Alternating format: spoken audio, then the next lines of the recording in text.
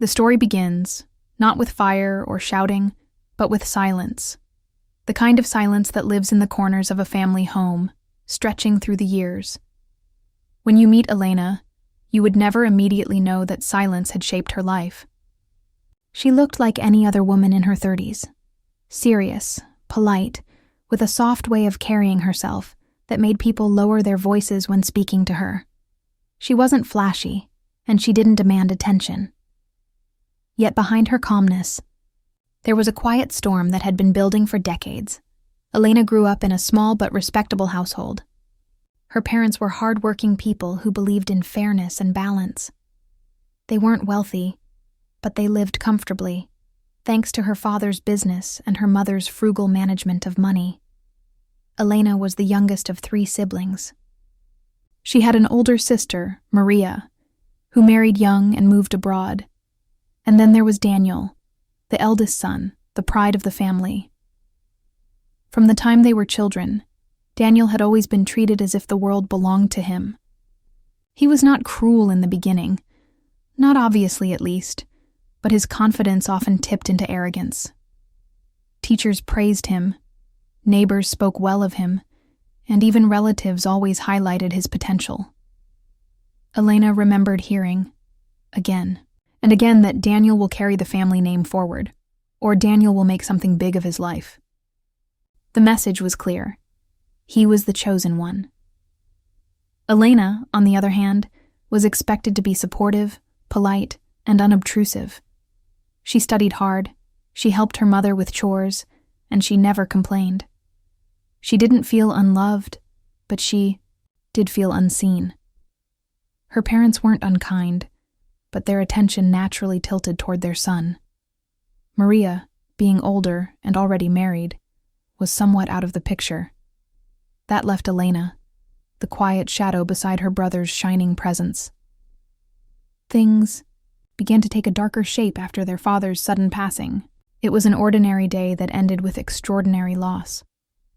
A heart attack, swift and merciless, took him away without warning. The family was shaken, of course, but in times of grief, the true balance of power in a family often becomes visible. Daniel immediately stepped into the role of head of the household. He made decisions about the funeral, the arrangements, the finances, everything. People praised him for being responsible, but Elena noticed how her mother looked smaller beside him, almost as if she had surrendered her authority without even realizing it. Elena herself was young at the time, just entering adulthood, and she accepted his dominance quietly. She thought it was natural. After all, Daniel was older, more experienced. She focused on her studies, her part-time job, and supporting her mother as best as she could. She had no idea then that her brother's sense of entitlement was beginning to shift into something much darker. Years passed. Their mother grew older and frailer, and Elena became her main caretaker. She cooked, cleaned, managed doctors, appointments, and stayed by her side through long nights of illness. Daniel, meanwhile, had gone into business. He wasn't remarkably talented, but he was cunning enough to seize opportunities and smooth-talk his way through deals. He often came to the house with expensive suits and a polished smile, updating them on his successes. But Elena noticed he rarely asked about her life. He didn't ask how her work was going, or whether she had dreams of her own. When their mother finally passed away, Elena was left with a deep ache, but also with a quiet hope. Her mother had often reassured her that the family home and the small savings would be shared fairly between the siblings. "I've made it clear in the will," her mother had said. "No one will be left behind." Elena trusted those words. They gave her comfort during the long months of caring for her mother. But comfort turned into shock when the truth revealed itself. After the funeral, Daniel invited her to a lawyer's office. He handed her documents with the casualness of someone offering a menu. "Mother left everything to me," he said, almost as if it were a simple fact of life. Elena's heart stopped. She scanned the papers again and again, unable to believe it. The house, the savings, the land, everything was listed under Daniel's name. At first, she thought there must be some mistake. Perhaps the lawyer had mixed up the documents. Perhaps there was another will. But Daniel's tone left no room for hope. He leaned back, smirking just slightly, and said, "You know how Mother always trusted me to take care of things. Don't worry. I'll make sure you're fine." The word stung more than the betrayal itself. He wasn't offering to share. He was offering to control, to decide what crumbs she would receive from the table that should have been hers too. Elena felt. Her chest tightened, but she stayed calm. She had always stayed calm. She didn't argue, didn't scream, didn't even shed a tear in front of him. She signed the acknowledgement papers with a steady hand, though her soul was trembling. Daniel probably mistook her silence for weakness, for acceptance. But inside her, something shifted. It was as though years of being overlooked and underestimated had finally crystallized into clarity. She realized that her brother had never truly seen her as an equal. He had stolen not just her inheritance, but her dignity. In the days that followed, Elena lived almost mechanically. She went through her routines, went to work, returned to the empty house. Friends asked if she was all right, and she smiled faintly, saying she was fine. But inside, she was replaying every moment of her life, stitching together the pattern she had missed before. Daniel had always taken. He took the best pieces of the family's attention, the resources, the opportunities, and now he had taken the very legacy their parents had built. But Elena was not impulsive. She did not rush to confront him, nor did she collapse under the weight of despair. Instead, she began to think. Patiently, quietly, she studied the situation. She looked at Daniel's business dealings, at the way he carried himself in social circles, at the kinds of people he associated with. She began noticing small cracks in the polished surface of his life. He liked to appear successful, but his lifestyle was more lavish than his actual earnings. He borrowed money to maintain appearances. He invested recklessly to impress others. He was respected publicly, but whispered about privately. Elena understood something then. Her brother's strength was an illusion, and illusions could be broken. Still, revenge was not her first impulse. At the beginning, all she wanted was justice. She thought of going to court, of contesting the will, of exposing his manipulation. But she knew how difficult it would be. Daniel had influence, connections, and a reputation for being charming and persuasive. She, on the other hand, was the quiet sister who rarely raised her voice. In the eyes of the world, her brother's version of events would always seem more believable. So she waited. And in that waiting, her grief hardened into resolve. She no longer sought only justice. She began to plan something deeper, something Daniel would never see coming. He had stolen her inheritance openly, confidently, certain that she would fade into the background.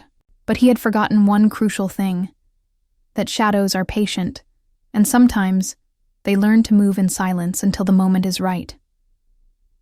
As weeks turned into months, Elena began to map out her brother's weaknesses. She attended events quietly, observing him in the company of business associates. She asked subtle questions to acquaintances, piecing together rumors and half-truths. She started keeping records, dates, transactions, conversations. It wasn't dramatic, it wasn't flashy. It was calm, methodical work, like a gardener pulling weeds one by one. And as she gathered information, she also began to reshape herself. She improved her skills at work, expanded her network, and learned more about finance and law. Each step was small, almost invisible, but it built toward something larger. She was no longer just the forgotten sister. She was becoming someone who understood power in its quietest form, the power of patience, of observation, of precision. Her brother had taken the first move, but Elena was preparing for the last. Elena's plan didn't begin with a grand gesture. It began with small, deliberate steps. quiet choices that slowly shifted her path without attracting attention. She had learned, after all, that her brother's greatest strength was not his intelligence, but the illusion of being untouchable. People believed in him because they saw what he wanted them to see. A man who looked successful, confident, and in control. But illusions depended on people not looking too closely. Elena intended to make people look. Her first step was education, though not in the traditional sense. She had always been thoughtful, always a reader. But now her reading became purposeful. She spent evenings at the library, poring over books on finance, estate law, and corporate structures. At first, the language felt dense, almost impenetrable. Legal documents, balance sheets, tax records. These weren't things she had dealt with before, but Elena was patient. She took notes, asked questions online, and slowly built a quiet understanding of how money flowed, how businesses were built, and how they fell apart. At the same time, she began paying closer attention to Daniel's habits. He lived like a man who wanted to be admired. He drove a luxury car, dined at expensive restaurants, and traveled frequently for business. Yet Elena noticed that much of it was for show. His company was not as stable as he made it appear. She found evidence of loans taken out in his name, risky investments that hadn't paid off, and partnerships that seemed questionable. Still, Daniel was skilled at covering his tracks. To the outside world, he was thriving. Elena understood that. Her revenge couldn't be rushed. A direct attack would make her seem bitter, jealous, or vindictive, and people would dismiss her. She had to create a story where Daniel's downfall appeared to be of his own making. She wouldn't push him over the edge. She would only remove the guardrails he had relied on, letting gravity do the rest. One of her earliest discoveries came from an unexpected source. During a casual lunch with an old school friend who now worked at a bank, she learned that Daniel had applied for a line of credit that had been denied. The bank considered him too high risk. Elena asked careful, innocent questions, never revealing her deeper interest. She tucked the information away like a seed in her pocket. She started to collect more of these seeds. She befriended a cousin, who occasionally worked for Daniel's company, listening closely whenever he mentioned late salaries or disorganized management. She reconnected with a former neighbor who had done some contract work for Daniel and had been paid late, if at all. Piece by piece, Elena built a private map of Daniel's financial fragility. Yet she never rushed to use this information. That was the key. She wasn't interested in petty victories or quick confrontations. She wanted something lasting, something that would not only strip Daniel of the wealth he had stolen, but also expose the hollowness of his carefully curated life. Revenge, to her, was not about making him suffer in a single dramatic moment. It was about letting him watch everything he valued crumble slowly, while knowing she had been the one who set it in motion. Elena also began working on herself, because she knew that her own credibility mattered. For years, she had been the quiet, almost invisible sister. If she suddenly accused Daniel of wrongdoing, people would think she was motivated by jealousy or resentment. So she began to build a reputation of her own. At work, she took on more responsibilities, even ones that intimidated her. She volunteered for projects that gave her exposure to higher management. She cultivated relationships with colleagues who respected her intelligence and integrity. Gradually, she transformed from the overlooked sister into someone people trusted. She wasn't flashy about it. She still carried the same calm demeanor, but now her voice carried weight. When she spoke, people listened. And in this transformation, she discovered something important. Revenge wasn't just about destroying someone else. It was also about reclaiming herself. Meanwhile, Daniel continued to live as though the world belonged to him. He threw lavish parties, invited influential people to his home, and boasted about upcoming deals. Elena attended some of these gatherings, always in the background observing. She watched how Daniel worked a room, flattering some, dismissing others.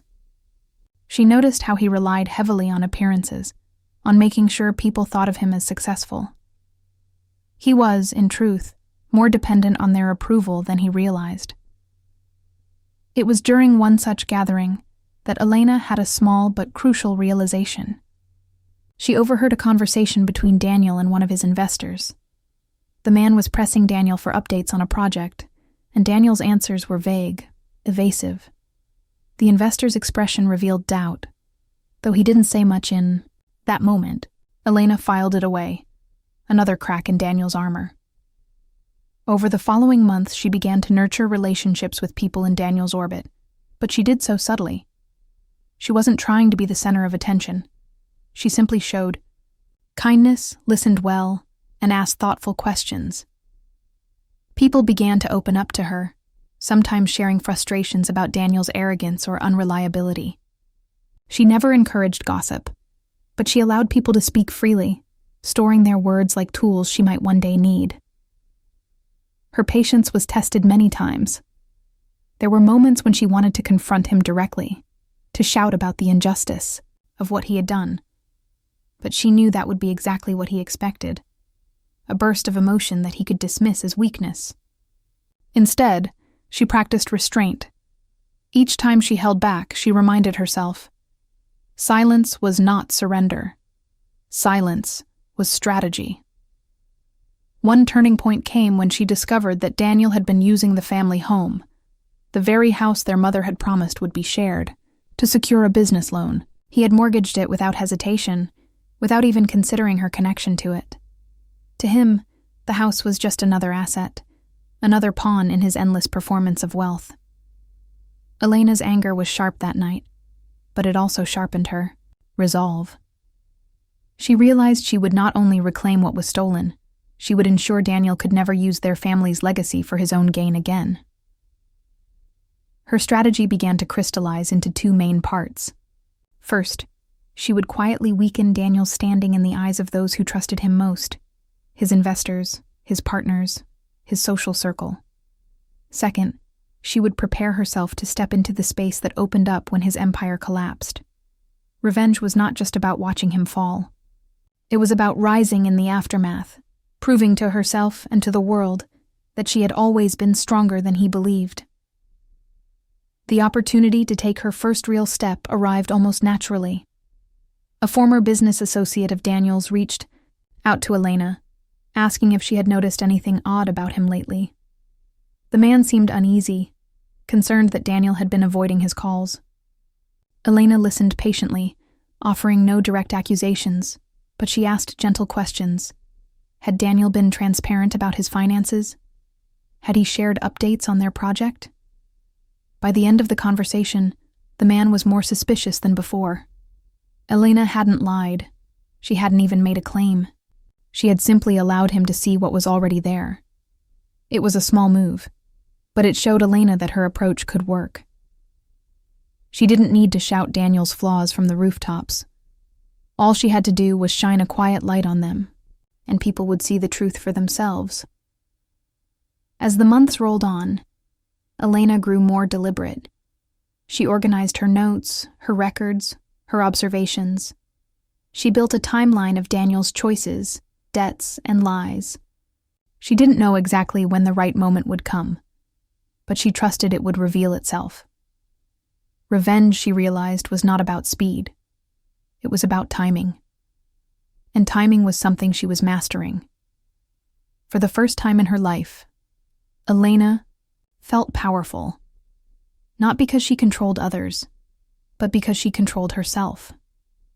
She was no longer the forgotten sister, waiting on the edges of her brother's shadow. She was the silent force that moved in the background, shaping a story he hadn't even begun to suspect, and soon enough, that story would begin to unfold in ways Daniel could never have imagined. The first visible signs of Daniel's unraveling did not come in the form of a dramatic collapse. They began quietly, almost imperceptibly, like hairline cracks in glass. A late payment here, a tense phone call there, whispers that traveled through the social circles he valued so deeply. For months, Elena had been preparing for this. Yet when it began to happen, she felt a strange mixture of anticipation and restraint. She didn't allow herself to celebrate. Revenge, she knew, required more than enjoying small victories. It required patience until the final moment. It started with a single investor. A man who had once spoken of Daniel with admiration suddenly grew cautious. At a dinner party, Elena overheard him say, almost under his breath, "He talks a lot, but I don't see results."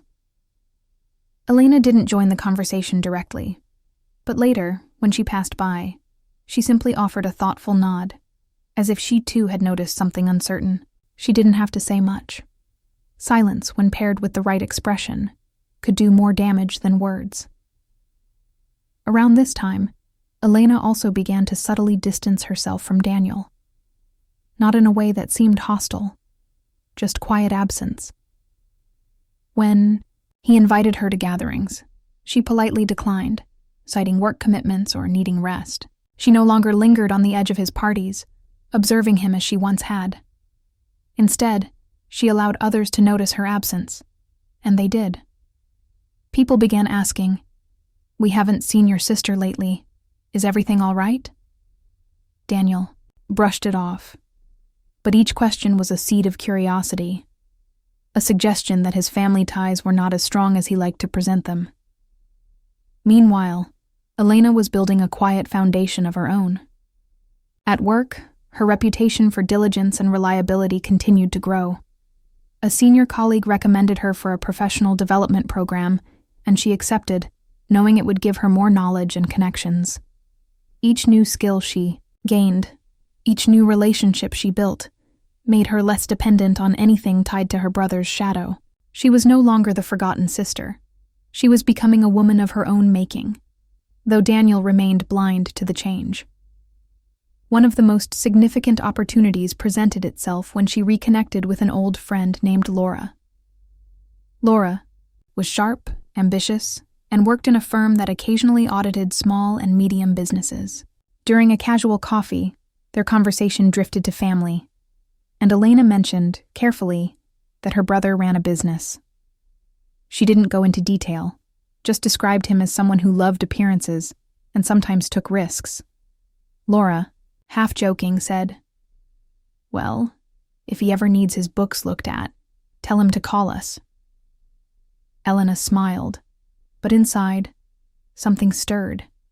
She realized that if Daniel's accounts were ever subjected to serious scrutiny, his weaknesses would become visible not just to her, but to people who mattered: investors, banks, even authorities. She didn't force it. She knew pressing the matter would look suspicious. But she kept Laura in mind, another piece of the puzzle waiting to be used. As her quiet preparation continued, Elena began to sense Daniel's growing arrogance. Success, or the illusion of it, had made him careless. He boasted about projects that hadn't even begun, spent money as if it would never run out, and dismissed anyone who questioned him. He had always been prideful, but now his pride was edging into recklessness. And Elena, watching from a distance, knew this was the perfect condition for his eventual collapse. Her strategy was not to attack him directly, but to allow his own behavior to work against him. She understood something vital.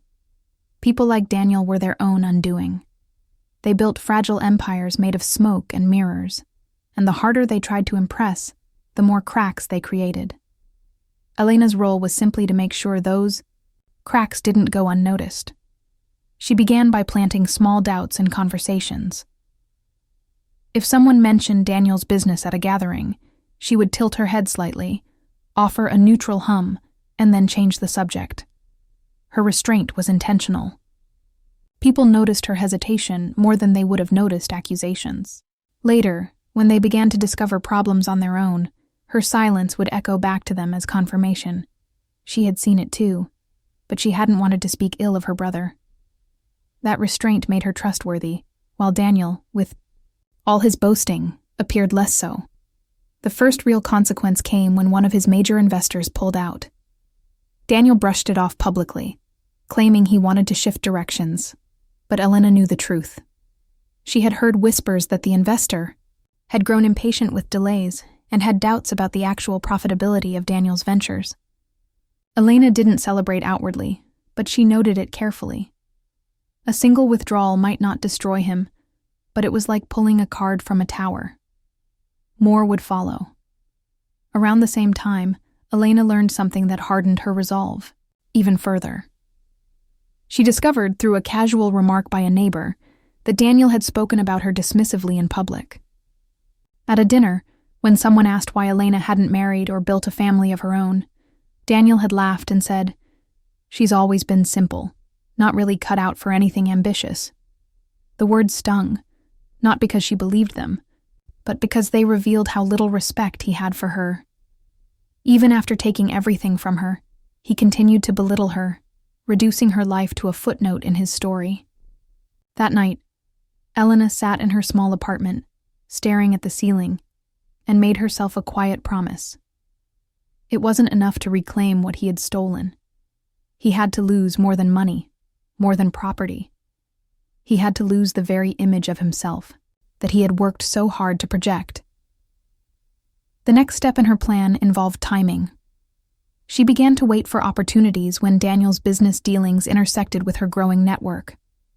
Through Laura and others, she learned that Daniel was late on certain payments, that his credit rating was slipping, and that whispers about his unreliability were starting to spread. She didn't push the rumors forward, but she didn't stop them either. Sometimes, silence is the strongest endorsement. One of the more decisive moves she made was when she quietly reached out to a former employee of Daniel's company. The man had been laid off without notice and was bitter about the experience. Over coffee, Elena listened as he described chaotic management, unpaid invoices, and a culture of fear. She didn't ask him to go public. She didn't have to. People like him often carried their grievances into future workplaces, and eventually, those stories traveled back into the business community. Elena simply gave him a sympathetic ear, knowing his voice would do the work she could never do openly. What fascinated her most was how little she had to force anything. Daniel was unraveling himself. His arrogance drove people away. His recklessness created enemies, and his lies built fragile structures that couldn't hold. Elena was simply a mirror, reflecting the truth back to those who had once believed in him. Yet, even as things began to slip, Daniel remained confident, or perhaps he only pretended to be. He continued to host parties, to show off his lifestyle, to smile for photographs that would later seem painfully ironic. Elena watched him closely at one such gathering. His laughter was louder than usual, his gestures grander. But she noticed, his eyes darting too quickly, scanning the room as if searching for reassurance. It was the look of a man who knew his empire was cracking, but hoped no one else could see. And perhaps the most satisfying part for Elena was this. He still underestimated her completely. In his mind, she was the quiet sister who posed no threat. He never suspected that she was the one collecting threads of his downfall, weaving them together with patience and precision. His blindness was her shield, and she wore it well. By the end of that year, the shift was undeniable. Whispers about Daniel's instability were spreading more openly. A few smaller investors pulled back, contractors began demanding upfront payments, and even some of his closest friends grew cautious in their dealings with him. Daniel, of course, tried to cover it all with bravado, but the shine was fading. Elena remained patient. She didn't rush to the climax. She knew there was still more to come, bigger cracks, deeper falls. She had prepared herself for years of waiting, if that was what it took. Because she understood something Daniel never had. Real power is not in the show. It is in the silence, in the ability to wait for the right moment, in the calm certainty that justice, once set in motion, cannot be stopped. And the moment was coming closer. She could feel it in the air, like a storm gathering on the horizon, still distant but undeniable. Daniel's downfall was not a question of if. It was only a question of when. The unraveling of Daniel's empire did not come with one catastrophic blow. It was a series of collapses, each small enough to be explained away at first. but together they formed a chain reaction that could no longer be ignored. Elena, ever patient, watched each piece fall into place. It was as if all the careful notes she had taken, all the quiet observations she had stored away, were now writing themselves into reality. The first significant crack came in the form of a lawsuit. One of Daniel's former partners, someone who had invested heavily in a project that never materialized, decided he had waited long enough. The partner filed a claim for fraud and misrepresentation. Daniel tried to dismiss it as baseless, telling friends that the man was bitter and greedy, but the lawsuit gained attention. Newspapers picked it up. A local business journal published an article questioning Daniel's reliability. It wasn't a front-page scandal, not yet, but it was enough to plant doubt in the minds of people who had once admired him. Elena had nothing to do with the lawsuit directly, but she had anticipated it. She had seen how carelessly Daniel treated his partners, how he overpromised and underdelivered. She knew eventually someone would lose enough patience to take action, and when that happened, she also knew that others would begin to reconsider their own experiences with him. Around this time, Elena made a quiet but important move. She reached out to her friend Laura again, the one who worked in auditing. Over coffee, she mentioned, almost casually, that her brother's name had come up in the news lately. Laura raised an eyebrow, clearly intrigued. "If half of what's written there is true," she said, "his company must be a mess inside." Elena didn't confirm or deny it. She just gave a thoughtful smile, the kind of smile that suggests knowledge without words.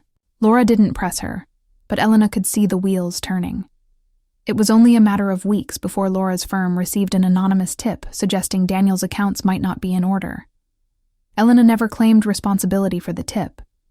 She never would, but it was exactly the kind of nudge she had been preparing to give at the right time. When news of the audit reached Daniel, he was furious. He stormed into rooms, shouting about betrayal, accusing his staff of disloyalty. Elena heard about it through the same cousin who occasionally worked for him.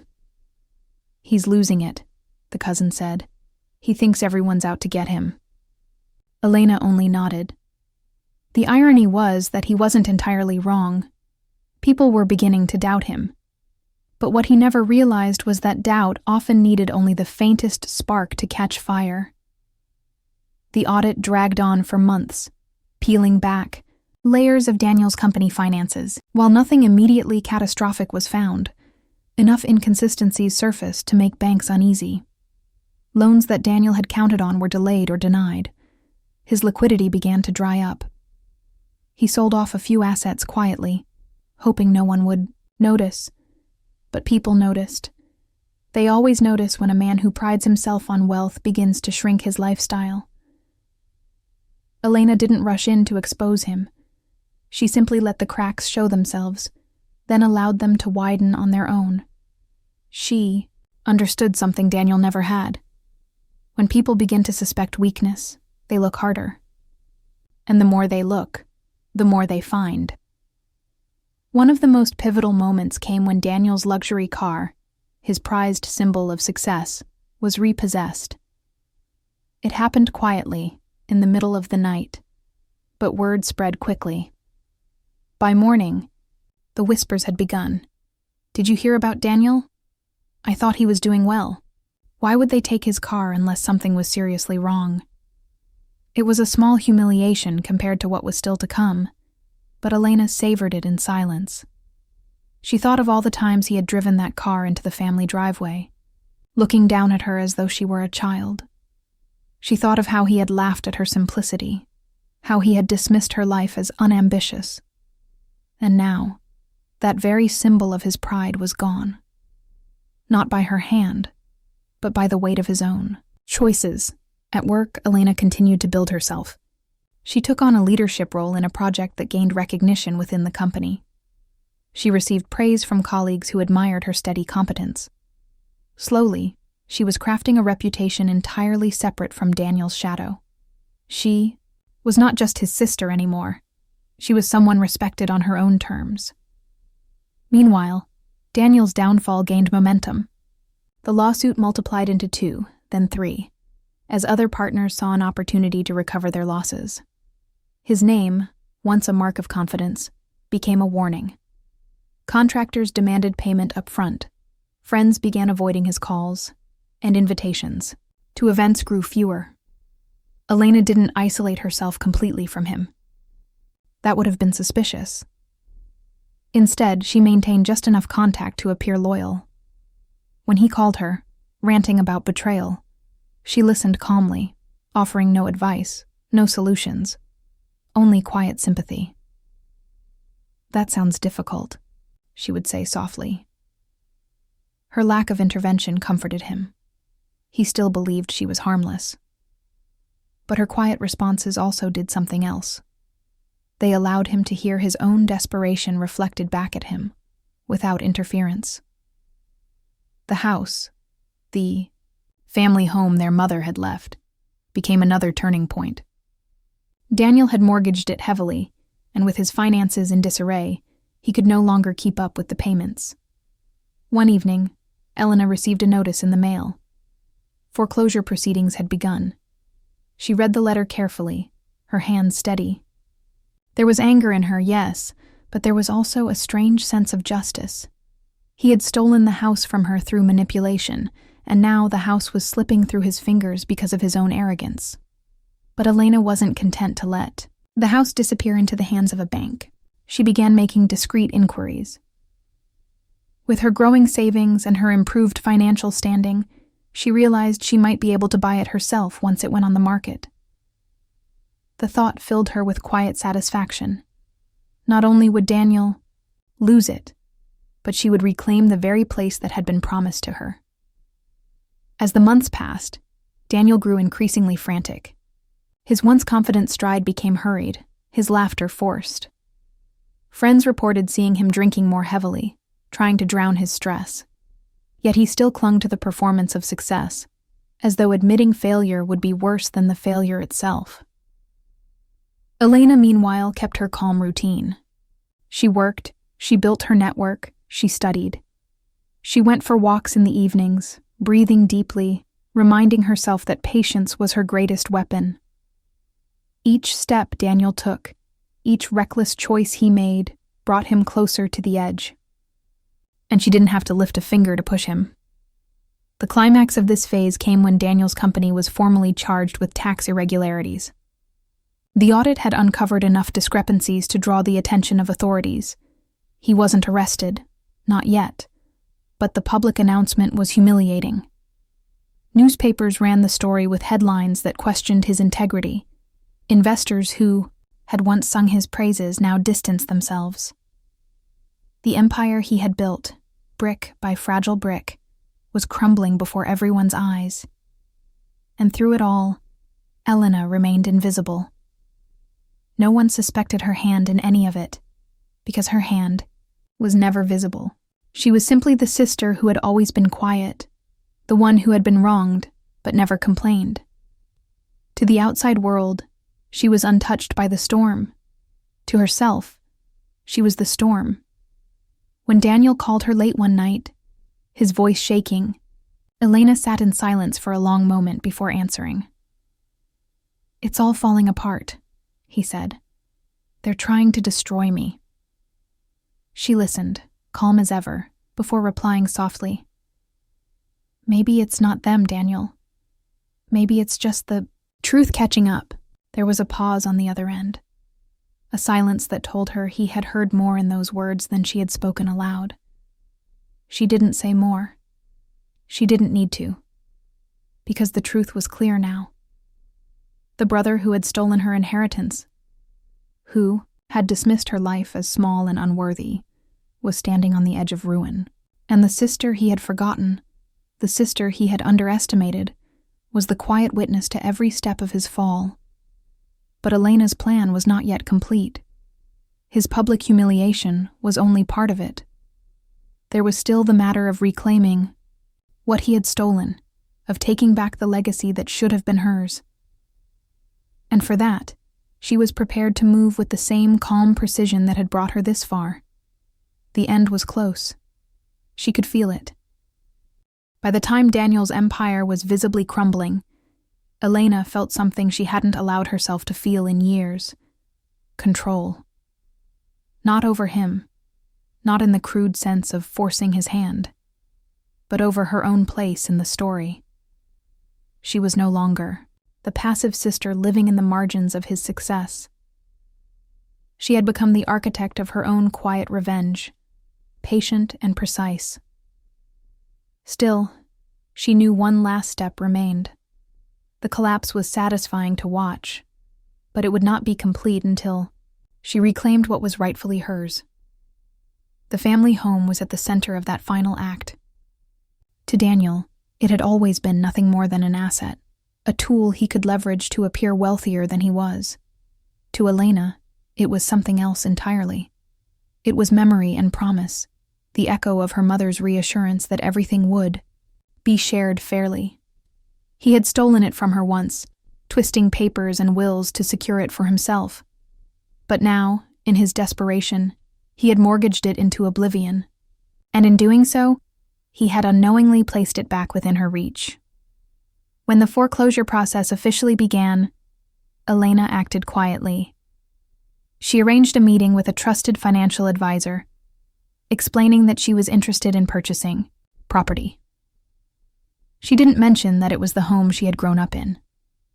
To him, it was simply a matter of finances, and her stable job and savings made her a reliable candidate. She filled out the paperwork, made her calculations, and waited. Weeks later, she received confirmation. The house would soon be hers. The day she walked through its doors again, this time as the legal owner, she felt no need to celebrate loudly. She simply stood in the living room, letting the silence of the place settle around her. Memories of her mother filled the space. The smell of cooking, the sound of laughter during quieter days, the warmth of evenings spent together. She touched the walls gently, as if to reassure the house that it was safe again, no longer just a pawn in her brother's reckless games. News of the foreclosure and Elena's purchase spread quickly among family and acquaintances. Daniel heard about it, of course. He called her, his voice a mixture of disbelief and fury. "You took the house from me?" he demanded. Elena listened calmly before replying. "No, Daniel. You lost it yourself. I only gave it back to the family where it belongs." Her tone was steady, almost gentle, but her words cut deeper than anger could have. He sputtered on the phone, searching for arguments, but there were none left. From that moment, the balance between them shifted completely. Daniel had always believed she was beneath him, dependent on his goodwill, too timid to act. Now he knew, too late, that she had been the quiet force undoing him from the shadows. He tried to recover, scrambling to rebuild his business, reaching out to old contacts for support. But the doors that once opened for him now closed firmly. People avoided him, investors dismissed him, and friends stopped returning his calls. Elena did not interfere with these final stages. She didn't need to. The momentum of his own downfall was unstoppable. He sold his suits, his watches, his remaining assets, trying to stay afloat. He downsized to a modest apartment, a far cry from the grand lifestyle he once flaunted. The man who had stolen everything, who had walked with the arrogance of someone untouchable, now walked quietly, shoulders bent, eyes lowered. What Elena felt in these moments was not triumph in the dramatic sense. It was a calm satisfaction, like the steady exhale after holding one's breath for too long. Revenge had not consumed her. It had clarified her. Watching him fall had not poisoned her with bitterness. Instead, it had given her back a sense of balance. He had underestimated her for so long, and in doing so, had handed her the very power to dismantle him. In her own life, Elena continued to grow. The house became a place of renewal, not just a trophy of revenge. She restored it slowly, filling it with light and warmth.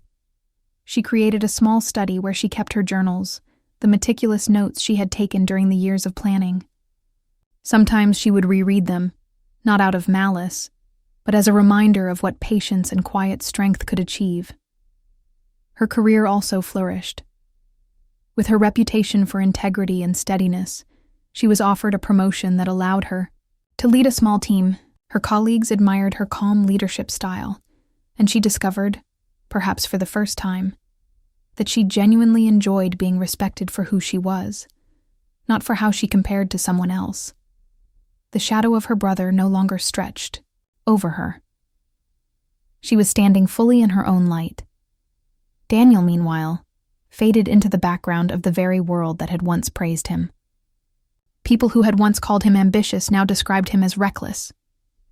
The investors who once trusted him spoke of being misled. Even within the family, his name carried more pity than pride. He tried to claw back dignity, telling small lies about new opportunities or temporary setbacks, but no one believed him anymore. The illusion was shattered, and once an illusion is gone, it cannot be rebuilt. One evening, months after she had reclaimed the house, Elena received another call from Daniel. This time his voice was softer, almost defeated. He asked if he could visit. Against her own expectations, she agreed. When he arrived, he looked smaller than she remembered. Not physically, but in spirit. He walked through the door of the house he had lost, the house that was no longer his. For a moment he said, "Nothing." He simply looked around, as though he were a guest in a place he once owned. They sat in the kitchen, the same kitchen where their mother used to cook. Daniel tried to explain himself, about the pressures he faced, about how he thought he was doing what was best for the family, about how success had blinded him. Elena listened, just as she always had, but this time she was not the quiet sister accepting his dominance. She was the one in control. When he finished, she replied calmly, "You didn't lose everything because of pressure, Daniel. You lost it because you thought no one else mattered." He lowered his eyes, unable to argue. The silence that followed was heavy, not hostile, but final. He left the house that night, and Elena knew he would never return as the same man he once was. Her revenge was complete, not in a fiery confrontation, but in the quiet reclamation of balance. She had destroyed him not with anger, but with patience. She had shown him, and everyone else, that the forgotten sister was not weak, not invisible, not unimportant. She was the calm storm that no one had seen coming. In the end, Elena didn't gloat. She didn't need to. The greatest revenge is not in shouting about victory, but in living well after justice has been quietly served. Her brother was ruined, his legacy dismantled, and her dignity restored. And she, at last, was free. If you've stayed with me through this story of patience, betrayal, and calm revenge, I hope you felt the same quiet satisfaction in seeing Elena reclaim her life.